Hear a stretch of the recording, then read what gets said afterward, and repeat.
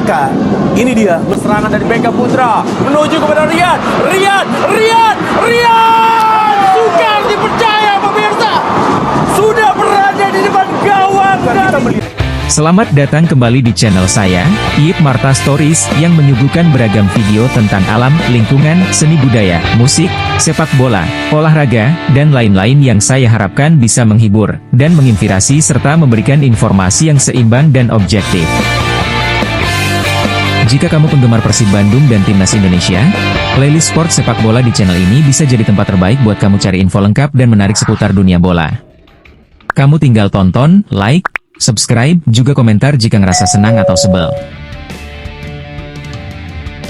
Persib Bandung gagal mengunci nilai sempurna untuk meraih gelar juara di pekan 31 melawan Maluku Utara United di Ternate malam tadi, Jumat, 2 Mei 2025, jam 9 malam waktu setempat. Namun demikian piala dan gelar juara musim ini hampir dipastikan tetap milik Persib Bandung, karena pesaing terdekat di bawah, Dewa United pun gagal menambah poin maksimal setelah hanya bermain imbang dengan Barito Putra di Banjarmasin. Mereka berbagi angka dengan skor 1-1. Dengan begitu hampir pasti Dewa sudah tak mungkin mengejar selisih poin dengan sang juara bertahan Persib Bandung dengan raihan poin 64. Jalannya pertandingan semalam itu pun sangat seru dan menarik, saling serang sejak kick-off dimulai. Persib mendapatkan peluang pertamanya dari sundulan bek yang produktif, Gustavo Franca setelah menerima umpan sepak pojok Markalok. Sayang sundulannya melayang di atas mistar gawang Maluku United selang berapa menit dari umpan bagus Beckham Putra. Rian Kurnia mendapatkan celah setelah lolos dari penjagaan bek lawan. Rian Tenggal berhadapan dengan penjaga gawang, namun sontekan bolanya terlalu melebar di kanan tiang gawang. Rian Kurnia gagal memanfaatkan peluang sangat bagus.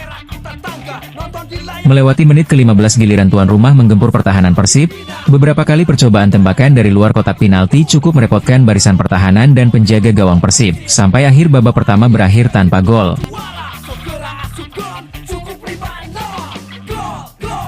Babak kedua laga berjalan makin sengit, serangan demi serangan silih berganti dari kedua kesebelasan. Gol Malut United tercipta di menit 65 berkat sundulan pemain belakang Malut United Wahyu Prasetyo yang tidak terkawal. Memanfaatkan tembak pojok, kedua kesebelasan pun melakukan beberapa pergantian dan laga makin seru dan keras. Ada beberapa insiden terjadi namun tak mengganggu jalannya laga, sampai peluit panjang di menit 97 pas, tak ada perubahan skor. Kemenangan 1-0 untuk tuan rumah tak berubah. Secara keseluruhan sebenarnya laga berjalan cukup menarik. Walaupun keras namun masih bersih, namun demikian ada beberapa catatan penting dan disayangkan masih terjadi. Hal ini memicu timbulnya spekulasi bahwa permainan tidak berjalan sportif dan seakan sudah dikondisikan. Pertama, masih ada pemain yang suka bersandiwara dengan melakukan hal-hal yang tidak sportif seperti berguling-guling walaupun tidak ada benturan yang keras, atau memegangi bagian tubuh yang sakit padahal tak ada benturan, mengulur-ngulur waktu dengan berbagai cara dan alasan yang tak perlu. Terutama menjelang 15 menit terakhir, ada pengambilan bola dengan beberapa orang pemain Malut untuk satu orang pemain Persib dan terjadi pelanggaran keras, namun luput dari perhatian wasit.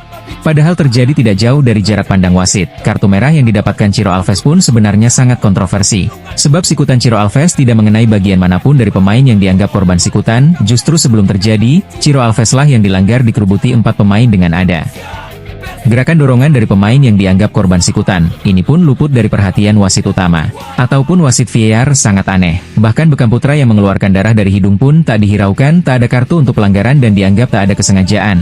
Walaupun sepatu yang mengenai hidung yang menyebabkan Beckham Putra dipapak ke pinggir lapangan dan digantikan Febri Haryadi.